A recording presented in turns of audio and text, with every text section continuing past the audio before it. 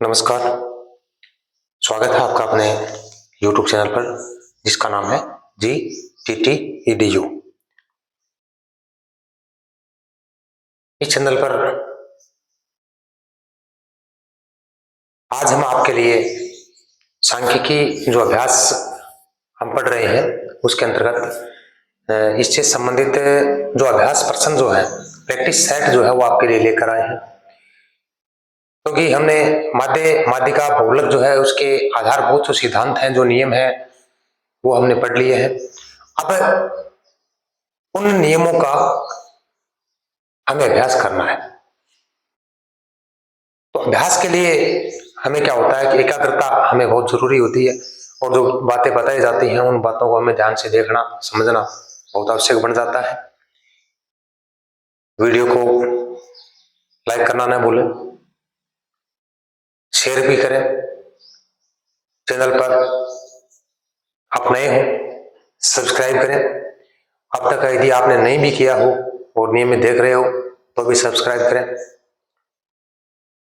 जो बात पूछी जाती है उस पे आप कमेंट लिख के कम से कम उसका जवाब दें, और वीडियो कैसा लगा ये भी आपके जो अनुभव हैं उसको शेयर करने का प्रयास करें। ठीक है, तो चलते हैं आज के इस अपने वीडियो की तरफ। देखो, मैंने दो सवाल आपके सामने लिख रखे हैं। अपना चैनल नाम पता ही आपको ना। अब अपना जो आज का बिंदु है वो है केंद्रीय प्रवृत्ति के माप, इनका अभ्यास प्रश्न। केंद्रीय प्रवृत्ति के माप जो है इनके अभ्यास प्रश्न जो है वो आपके लिए लेकर आए हैं, और इसमें आपको समांतर माध्य, माध्यिका, बहुलक सभी प्रकार के प्रश्न जो है या इनमें संबंध जो है वो प्रश्न जो आपको मिलने वाले हैं। बहुउपयोगी प्रश्न आपके लिए हैं। ये प्रश्न जो है ये एमसीक्यू के रूप में आए हुए प्रश्न है। मैंने आपके सामने इसको हल करके प्रस्तुत कर रखा है, तो मैं एमसीक्यू जो है इसके वो भी लिखता हूं। अब इसका जो ऑप्शन है ए है, इसका ऑप्शन बी है, इसका ऑप्शन सी भी है, और इसमें डी तीन दे रखे हैं। इसका जो आंसर दे रखा है वो दे रखा है 4 है, 8 है, 9 है और 1 है। अब आपको इसमें से देखना है हल करने के बाद भी उत्तर कौन सा सही है। अगला जो है इसका ऑप्शन जो है ए, बी, सी और डी। इसमें ऑप्शन दे रखा है 4 है, 6 है, 8 है, 2 है। अब इसको भी देखना है हमें कि इसका आंसर क्या आना है। ठीक है, देखो, निम्न श्रेणी में बहुलक 26 है। एक ऐसा प्रश्न पहले मैंने आपको दिया था जिसमें माध्यिका थी, और एक बच्चे ने पूछा था कि सर आपने इसमें से ये इसका जो ग्रुप है ये क्यों लिया है ना? ग्रुप ये क्यों लिया है? क्योंकि उसका मान तो उससे ऊपर वाले में आता है। जैसे उसमें आता है 7.5 प्लस एक्स, या 0.5 होगा शायद, है ना? ये क्यों लिया है? ध्यान से देखें भाई, उसके अंदर क्या दे रखा है आपको? माध्यिका दे रखी है 25.5 के आसपास। माध्यिका दे रखी होगी ना 25.5, 25 के आसपास माध्यिका है। तो यहां से इस प्रकार के सवालों को देखने के लिए हमें क्या देखना होता है? ग्रुप डिसाइड है आपका, उसको उत्तर कर देता है। जैसे इसमें देखो 26 है, इसका मतलब इसका ग्रुप कौन सा है? 20 और 30 वाला ग्रुप है। ये ग्रुप है, मतलब ये ग्रुप है इसका। आपको कुछ देखने की आवश्यकता नहीं है, सीधा सीधा इसको देखना है 26 के अनुसार, क्योंकि 20 और 23 के बीच में तो आएगा 26 है, तो उसका उत्तर भी 25 23 जो भी होगा तो उसके अनुसार चेक करें एक बार, इसके बीच में आएगा ये। क्या ये बात समझ में आई आपको? ये सर नो कमेंट में बताना। ठीक है, अब ये सवाल है, इसका बहुलक कितना दे रखा है? 26, यानी जेड कितना दे रखा है? 26 दे रखा है। तो आप लिख सकते हो मेरे को दे रखा है कि 26 है। अब इसके बाद सवाल दे रखा है 0 से 10 है, 10 से 20 है, 20 से 30 है, 30 से 40 है, 40 से 50 है, और फ्रीक्वेंसी दे रखी है 3 है। इसका मान ज्ञात करना है। ये x है, 10 है, 6 है, 2 है। ठीक है, अब बात करते हैं, इतना ही सवाल है आपको, बाकी जो है आपको करना है बस यहां से आपको एक दो फॉर्मूला आना चाहिए। z बराबर L1 plus F1 minus F0 बटे 2F1 minus F0 minus F2 गुणा I। ये फॉर्मूला आना चाहिए, इसके बाद ही आपका मामला सेट हो जाएगा। ठीक है, तो फॉर्मूले के अनुसार, इसके अनुसार आप देखें तो इसका जो ग्रुप है ये है, इसके अनुसार देख लो। ये है, चलो ठीक है। अब ये हो गई इसकी F1, ये हो गई इसकी F0, अगले वाली हो गई F2, कोई दिक्कत नहीं किसी को। ये हो गया इसका L1 20, आई इसके बीच का अंतर 10 है।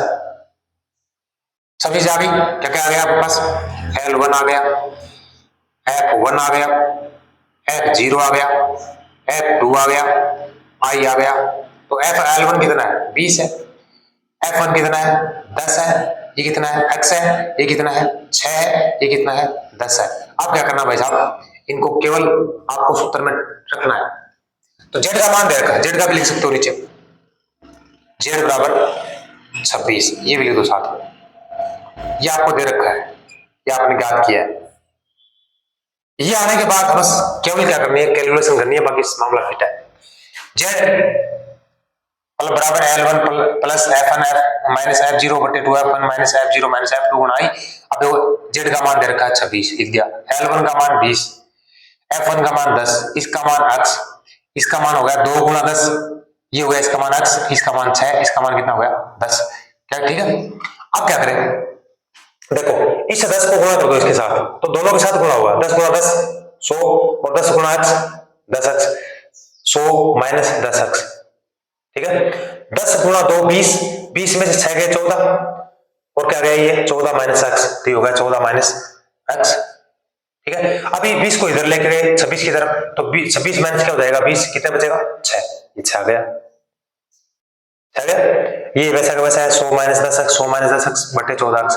अब 14x को क्या करना है, आपको आगे ले जाना है, तो 14x आगे जाएगा तो इसके साथ ऐसे होगा ना, 14 माइनस x, तो गुणा ही तो करना पड़ेगा ना, तो 6 14 माइनस x, या क्या बचा, ये शेष बचा 100 माइनस 10x, तो 100 माइनस 10x बराबर 6। अब देखो 14 को 6 से गुणा करो, 14 की 84, और 6 को x से 6x, तो 100 माइनस 10x 84 और 6x हो गए। अब क्या करना है, 84 इसको 100 की तरफ ले आओ और 10x को इधर ले जाओ, ठीक है। तो 100 पहले से है, 84 आ गया, माइनस का प्लस का था, माइनस का हो गया, यहाँ 16 बचेगा भाई, 10x माइनस कितना हो गया 6x। अब देखो 10x में से 6x घटाते कितने बचते हैं 4x, 100 में से कितने घटाओगे 84, कितने बचेंगे 16, इसका मतलब 4x बराबर कितने हो गए 16, 4x बराबर कितने हो गए 16। मान किसका ज्ञात करना है, x का, तो x बराबर 4 क्या जाएगा नीचे बट्टों में, तो क्या हो जाएगा 16 बट्टा 4 यानी 4, इसका उत्तर क्या आएगा भाई 4। अब चेक करो आप आपके ऑप्शन में A B C D में कौन सा इसका आंसर जो है वो सही है। अगला जो प्रश्न है वो है, निम्न श्रेणी का बहुलक 26 है तो x का मान ज्ञात करो। देखने में लग रहा है एक जैसा ही है, और है भी एक जैसा ही, पर श्रेणी चेंज कर रखी है। देखो 0 से 10, 10 से 20, 20 से 30, 30 से 40, 40 से 50, 3 4 10 x और 2 26 है, इसका मतलब ग्रुप तो यही है, ग्रुप तो यही है, ठीक है। अब बात करते हैं आगे की, ये हो गया F1, ये हो गया F0, ये हो गया F2, ये हो गया L1, Z आपको दे रखा है, ये Z बराबर 26 और I कितना है 10 है, ठीक है। तो वैसा सवाल आपके सामने किया हुआ है, आप क्या करें इसको एक बार हल करें, इसको हल करें क्योंकि किया हुआ तो है ही आपके सामने, और इसमें से आंसर बताने का कष्ट करें।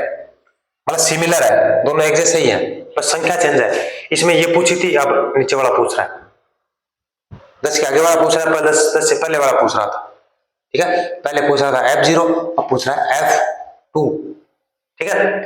कर सकते हो, करो और कमेंट में इसका उत्तर बताओ। आगे चलते हैं,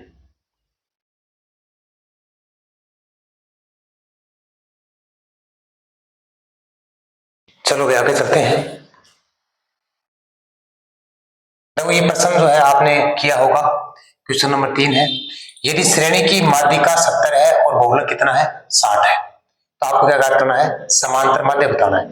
तो भाई सूत्र है z बराबर 3m माइनस 2x बार, ये तो इसका कॉमन सूत्र है। इस सूत्र के माध्यम से यदि आप इसमें ज्ञात क्या करना है, ये ज्ञात करना है, तो इसको तो लाओ इधर और z को ले जाओ इधर, तो भाई ये हो जाएगा प्लस का, z हो जाएगा माइनस का, तो क्या बन जाएगा 2x बार बराबर 3m माइनस z। अब जो मान दे रखा ना वो इसमें लटका दो, 2x minus 3m minus z। अब मान दे रखा आपको m का, तो 70 है, 3 को गुणा 70 से, फिर जेड का मान कितना 60 है, 7 21 210 माइनस 60, 210 में 60 घटाओ 150 किसके बराबर हो गया, ये 2x बार के बराबर हो गया, 2x बार बराबर 150। अब जो मान है वो ज्ञात करना है x बार का, तो 2 को आगे ले जाओ, 2 से डिवाइड हो जाएगा, कितना आ जाएगा 75। देखो ऑप्शन दे रखा है आपके ए बी सी डी, 60 70 75 80 85, कौन सा सही है? ठीक है। अब भाई अब सवाल आते हैं समांतर माध्य के, विविध प्रश्न आएंगे, इसमें कुछ नियम भी आपको मैं और बताने वाला हूं, तो ध्यान से सुनना, ध्यान से इस बात को समझना। कक्षा कोई भी कक्षा है, उसके 5 विद्यार्थी हैं, उसका औसत अंक कितना है, 23 है। इसका मतलब क्या है, ये समांतर माध्य है। कितना है समांतर माध्य, 23 है।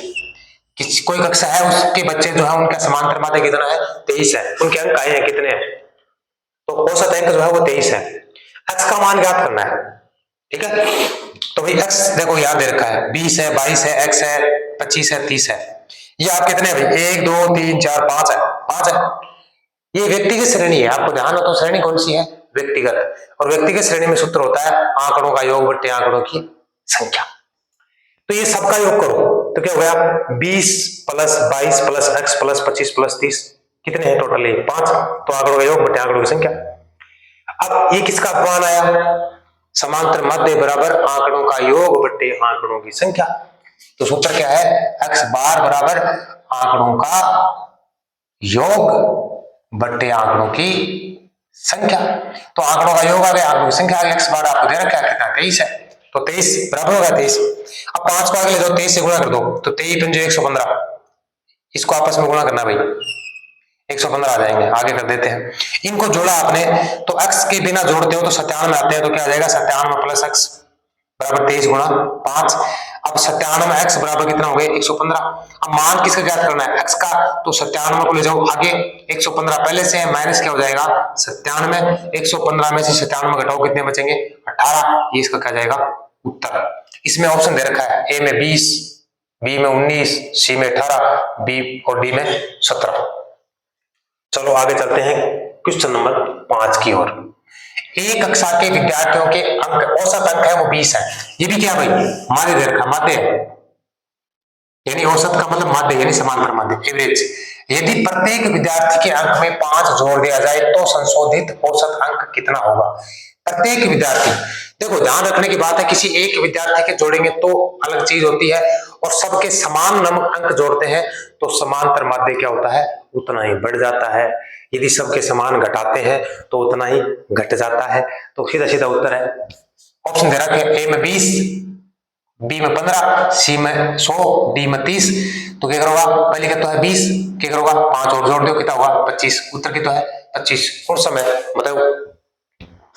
अब ये देखो इसका नियम है, इसको नोट करें, इसको मोस्ट लिखें और डायरी में टिकाओ। मूल बिंदु, बात करते हैं मूल बिंदु की। मूल बिंदु का मतलब होता है जोड़ना घटाना, मूल बिंदु का मतलब है जोड़ो या घटाओ, ठीक है। तो समांतर माध्य में प्रत्येक अंक में यदि आप जोड़ते हो या घटाते हो तो क्या फर्क पड़ता है, प्रभावित होता है नहीं होता, बिल्कुल प्रभावित होता है।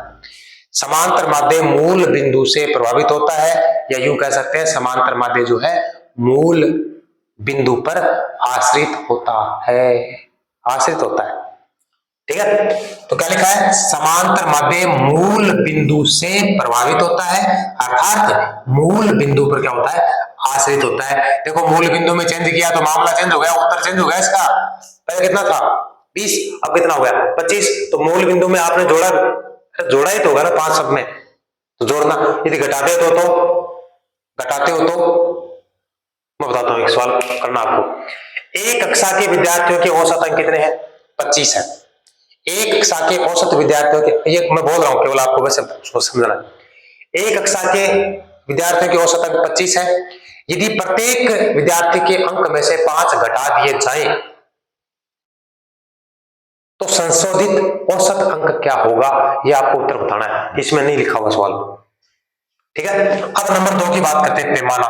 देखो जहां पर नाम आ जाता है पैमाना सांख्यिकी में, आपको समझ लेना है कि गुणा है या क्या है, भाग है। और जहां नाम आ गया मूल बिंदु, इसका मतलब क्या है, जोड़ना है या क्या करना है, घटाना है, या जोड़ना है या घटाना है।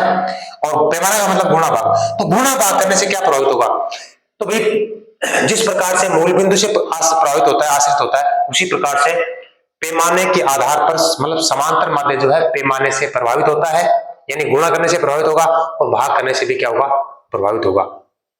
ठीक है, मतलब पैमाने पर आश्रित होता है, ये बिंदु है। मतलब प्रत्येक अंक को जितने अंकों से गुणा किया जाता है आपका समांतर माध्य उतने अंकों से गुणा कर दो। और जो औसत आपको दे रखा है, औसत के आधार पर आपको ये बताया गया है कि प्रत्येक बच्चे के अंक में इतने का भाग दिया गया, तो आप औसत में उतने का भाग दे दो, उत्तर आ जाएगा। ठीक है, दोनों लिख रहे हैं भाई, नियम है इसके। अब जो एग्जांपल है, कक्षा 10 के विद्यार्थियों के औसत अंक कितने हैं, 15 है।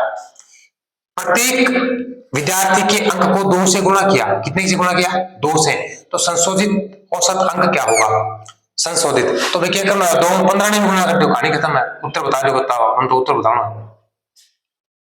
तो फिर 2 में 15 गुणा करना। एक कक्षा 10 के कक्षा 10 छात्र है, औसत अंक कितना है, 20 है। प्रत्येक विद्यार्थी के अंकों को कितने से भाग किया गया, 4 से, तो औसत अंक क्या होगा, तो भी क्या करोगा, 20 भाग की तो वो 4, उत्तर बताओ, उत्तर बताओ भाई जी, इसको उतारो, आगे चलते हैं।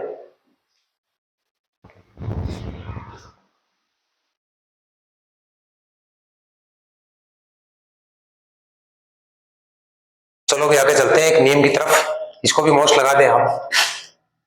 और मोस्ट लगाने का मतलब ये है कि यहां से आपको 4 चीजें जो है एक साथ समझ आएंगी। देखो क्या लिखा है, n संख्याओं का समांतर माध्य x बार है। n का मतलब कि कोई भी संख्या, कितनी भी संख्या, कि 10 विद्यार्थियों का, 5 विद्यार्थियों का, 6 विद्यार्थियों का माध्य इतना है, मतलब कितना भी आपको सवाल में दे रखा हो, तो आपको उसको हल करने का ये 4 तरीके बताए मैंने आपको, जोड़ने का, घटाने का, गुणा का, भाग का, ये 4 तरीके हैं, आपको लिख लेना और यहां से सीधा सीधा समझ आ जाएगा कि n संख्याएं हैं, उनका समांतर माध्य कितना है, x बार है।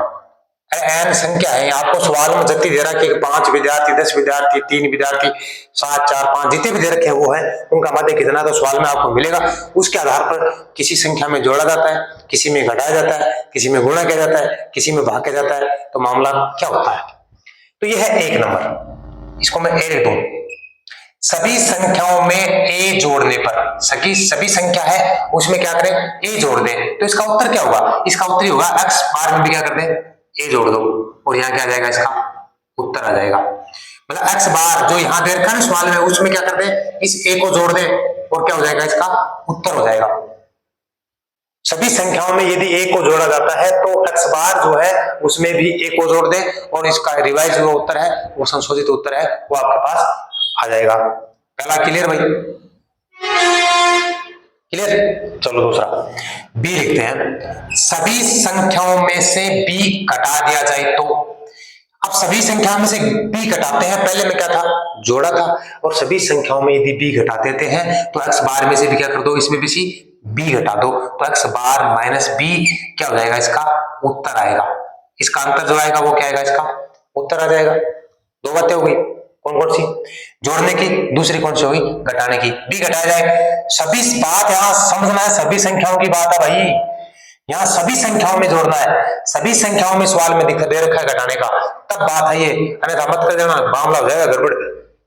ठीक है, अब है सी, चौथा, तीसरा, सभी संख्याओं को m से गुणा किया जाए तो, मतलब सभी संख्याएं जो हैं उसको यदि m से गुणा कर लिया जाए तो उसका संशोधित समांतर माध्य या औसत क्या आएगा, तो गुणा कर दो बिन भी, x बार को किसे गुणा कर दो, m से, m का मतलब जो आपको दे रखा है उससे, ये डॉट का मतलब गुणा भाई, यहाँ पर ये डॉट जो है ना, यहाँ पर ये गुणा है, बीज गणित में इसको गुणा बोला जाता है डॉट को। x बार गुणा क्या हुआ m, इसका क्या आएगा, यहाँ पर उत्तर आएगा। ठीक है, अब है नंबर 4 डी, सभी संख्याओं को, देखो सब में सभी संख्या लिखा है, को d से भाग दिया जाए तो, मतलब d से डिवाइड कर दिया जाए तो क्या होगा, तो सभी संख्याओं को d से डिवाइड कर दिया जाए तो x बार जो आएगा समांतर माध्य आपका जो पहले से है उसको भी क्या करें, d से डिवाइड कर दें, और जो आएगा ना भाग देने के बाद वो आपका क्या आएगा, रिवाइज्ड आंसर आएगा। तो क्या करें, इसमें x बार जो है उसमें किसका भाग दें, बी का, और क्या रहेगा इसका उत्तर है। ठीक है भाई, पर यहां बताओ ये समझ में आ गई बात, ठीक है। और आपको ये बताना है कमेंट में याद करके कि n संख्याओं का समांतर माध्य x बार है तो उसमें 4 कंडीशन बनती है, और 4 कंडीशन में क्या क्या बातें हैं। अब देखो यहां पर क्या बात आती है, ये केवल सभी संख्याओं की बात है भाई। एक इसमें कॉमन बात ये है कि ये बात जो हम कर रहे हैं ना, ये सभी संख्याओं की है, किसी एक पर्टिकुलर संख्या की बात नहीं है कि 10 विद्यार्थी है उनका औसत इतना है, प्रत्येक में इतना जोड़ा गया, प्रत्येक में इतना घटाया गया, प्रत्येक को इतने से गुणा किया गया और प्रत्येक में इतने से भाग दिया गया, तब ये चारों मतलब मूल बिंदु और पैमाना, मूल बिंदु प्लस माइनस, पैमाने में गुणा भाग, चारों नियम आ गए इसमें नीचे। तो मूल बिंदु का बताना है, पैमाने का बताना है, और ये चारों बताने हैं, ठीक है ना। अब अगर एक कोई संख्या गड़बड़ करते हो तो क्या है, देखो सवाल को समझना बड़ी महत्वपूर्ण बात है, सवाल को समझना बड़ी ही महत्वपूर्ण बात है। एक कक्षा के 10 विद्यार्थियों के माध्य अंक 50 है, एक कक्षा है उसके 10 विद्यार्थी हैं और 10 विद्यार्थियों के माध्य मतलब औसत अंक जो है वो 50 है। टोटल अंक कितना उसके भाई, 10 गुणा 50 500, तो 10 विद्यार्थी मगर एक का एवरेज में कितना है 50 आ रही है, तो सगला जोड़ा तो 500 हो जाएगा। चलो कोई बात नहीं, आगे चलो।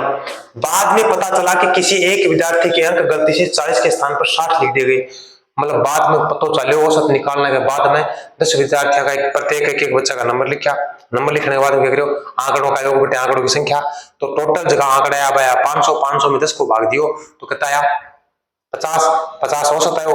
बिक बाद में पता चलो कि एक टाबर का अंक 40, सही अंक कितना है 40 और लिख कितना दिया 60, कितना दिया 60, गलती कर दी नहीं। अब आगे चलो, पता तो 40 था ना, 60 लिख दिया, सुधार करने के बाद अब सुधार करना, सुधार करो कि 500 में 20 ज्यादा ही, सीधी सीधी बात है ना, सोचने की बात यही है। आगे चलो, कक्षा के विद्यार्थियों का सही औसत क्या होगा, सुधार करना था ना, सुधार करने के बाद बताना है कि 50 औसत आ रही है वो तो कम या ज्यादा होगा। तो पहली बात हटोगी, सोचो कि अपन चीज की जरा की है, चीज दे रखी है 10 विद्यार्थी है, 10 विद्यार्थी होगा, औसत का तो जरा क्या है 50, तो कुल अंक निकाल सका आप क्या 10 गुना 50 500 आ जाएंगे। अब ये जो आप अरे भैया जहां खोपड़ो काम करे भी अनुसार की बात है, बात समझ की है, सीधे सीधे भी सवाल निकल सका है, क्या निकल सका है, देखो 500 में लिखा कटा गया 60, लिखना कटा 40, तो 60 में 40 तो लिखना ही, 20 से ज्यादा लिखे गया ना तो 500 में 20 घटा दो, अरे 60 लिख दिया 40 लिखना तो 40 तो 60 में लिखना ही ना, तो 20 ज्यादा लिख दिया तो 500 में 20 घटा दो, अरे 50 मत घटा दियो, टोटल अंक कम घटाना ही, क्योंकि एक टापर को दे रहा कि एक को है गलती, छह की गलती होती ना तो नियम लगा देता, बात है एक टापर की, तो 480 आ जाएगा ना, और 480 में वापस निकाल दो, 10 को भाग देंगे 48 उत्तर आ जाएगा, है ना। आप देखो और तरीको भी कराओ, 10 विद्यार्थियों के औसत अंक कितने हैं 50 देर के, ना टोटल निकालना चाहो तो भाई आप क्या करना, अपन 10 और गुणा करना है 50, 10 विद्यार्थी एक का प्रत्येक का हिस्सा में बताया 50, तो टोटल कितना हो जाएगा 500, तो टोटल नंबर कितने हैं, टोटल मार्क्स कितने आएंगे 10 गुणा 50 यानी 500। अब देखो मैं तो एकदम लंबे चले हैं, गलत कितना जोड़ा गया, गलत कितना जोड़ा गया भाई बताओ, तो 60 जोड़ा गया वो गलत है, तो क्या करो 500 में से 60 घटाओ, गलत जोड़ा गया उसको क्या करें घटाई, घटा दो तो 440 आ गया। अब जगह सही जोड़ना है अपन जोड़ दो तो 440 बचाना है, हम 40 छोटा जोड़ दो तो 480, अरे 88 तारीख का आना है 500 है ना, और 60 तो जोड़ दिया, जोड़ना का था 40, तो 20 ही तो ज्यादा जोड़ा तो -20 कर दो 480 सीधा 28 तारे है, तो कितना आ गया 480। अब क्या करो, संशोधित औसत माध्य, ये आपका सही आ गया टोटल, ये टोटल अब सही आया है। क्या करें, संशोधित औसत ज्ञात करना है, तो संशोधित जो योग आपका 480 बटे संख्या, तो 480 है, उसमें 10 का भाग देना है, तो कितना आएगा 48। उत्तर है इसका। ऑप्शन दे रखा है इसमें, ए है, बी है, सी है, डी है। 50, 48, 46, 56, नहीं 56 52, ये ऑप्शन है भाई, बताना है इसमें से कौन सा सही है। ठीक है, तो ये सवाल जो है आपको करने चाहिए, इनका अभ्यास जितना हो सके करें। अभी हम इसके ऊपर अभ्यास के ऊपर 1-2 वीडियो आपके लिए और लेके आएंगे, क्योंकि विविध प्रश्न और भी बचे हुए हैं।